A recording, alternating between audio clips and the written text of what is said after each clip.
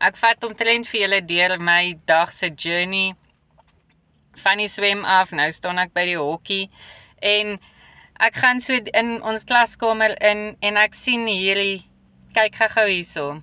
Dis 'n mamma in ons community, in ons klaskamer wat vandag 'n seil gemaak het julle. En kyk wat sê sy. Sy sê nog 'n familie wie se lewens verander. En dit is so die waarheid. So baie mense se lewens verander as gevolg van hierdie program. En dit is net amazing hoe hierdie nuwe familie se lewens ook gaan verander. En dis nie omdat dit maklik is nie.